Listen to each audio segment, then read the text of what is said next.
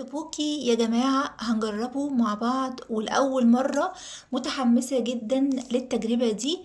ويا جماعة اللي ما يعرفش التبوكي دي أكلة يابانية، المفروض ان هي انتشرت الفترة الأخيرة دي، فأنا كان عندي حماس أجرب البتاع ده، فجبت العلبة دي وجايبة بطعم الشيلي لايم، ومكتوب عليه ان هو سبايسي وسويت، فكل ده هنشوفه مع بعض. طريقة عمل الشيء ده المفروض ان هو فيه علامة، بنحط مية سخنة لحد العلامة دي، وبعدين بيجي معاه صوص، بنحط الصوص وبنقلب كويس، وبنغطي العلبة دي تاني، وبنحطه في الميكرويف من دقيقة او نص لدقيقتين، وبعد كده هنشوف طعمه عامل ازاي. بقيت افكركم اللي مش عامل لي لايك يعمل لايك، واللي مش عامل سبسكرايب يعمل سبسكرايب، ويا جماعه ما تنسوش بقى الشير والحاجات الحلوه بتاعتكم دي.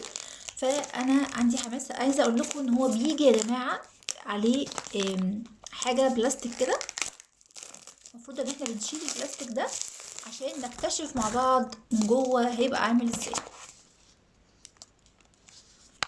بصوا، جاي في حاجه كده، المفروض ان هو ده التبوكي، عامل كده. هو شكل المكرونه اللي هي بتكون عارفينها، اللي هي بتتحط في البشاميل دي.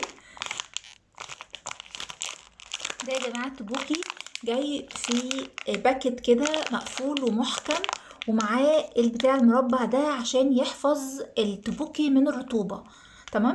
وجاي معاه كمان الكيس الصغير ده بتاع اعتقد دول الصلصه والتوابل بتاعته، حاطينهم في حاجات كده، اعتقد دي توابل، واعتقد ده زي باودر كده. المفروض ان ده هحطه على الميه وهقلبهم كويس قوي، وهرجع لكم وندوق مع بعض ونشوف عامل ازاي.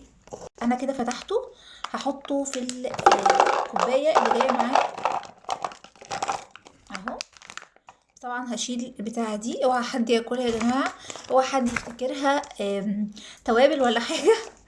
فالمهم اهو شكله كده، هحط عليه البودر اللي جايه معاه، هفتح معاكم برضو التوابل وهحطها على التبوكي نفسه. التوابل اللي اهي لونها احمر كده واورنج،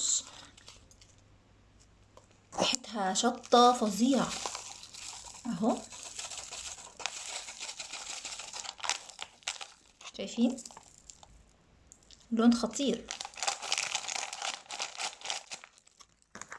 نحط مع بعض اخر حاجه، وهي بقى تقريبا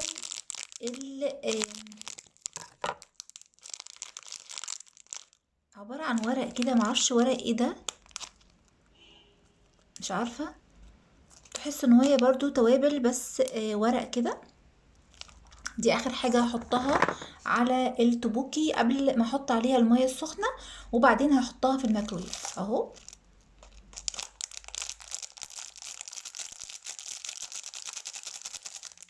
كده شكله يا جماعة بعد ما حطيت التوابل كلها.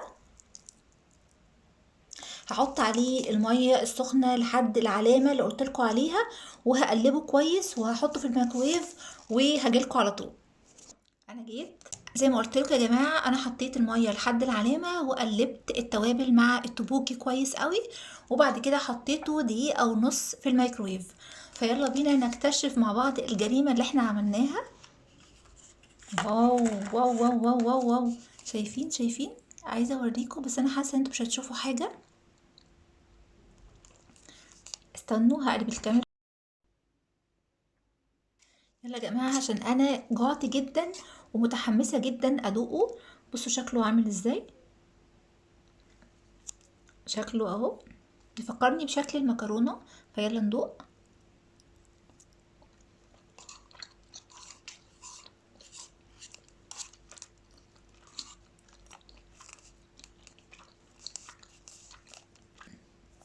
التكتشر بتاعه في البق غريب جدا على فكرة، بس طعمه حلو على فكرة ولذيذ قوي وسبايسي، حلو قوي يا جماعة. بصوا خطير ازاي.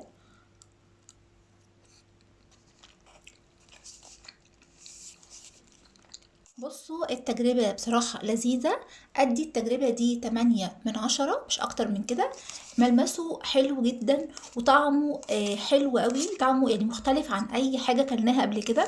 حتى كمان الصوص بتاعه خطير بصراحة. بس بصراحة مش عارفة ممكن أجيبه تاني ولا لأ، يعني ممكن أجيبه مرة تانية وممكن ما أجيبهوش عادي جدا. أنا بالنسبة لي الأندومي اللي هو الكوري ده أحلى منه بصراحة بكتير، وكمان تقريبا نفس رينج السعر. فهي دي كانت تجربة النهاردة وبس كده.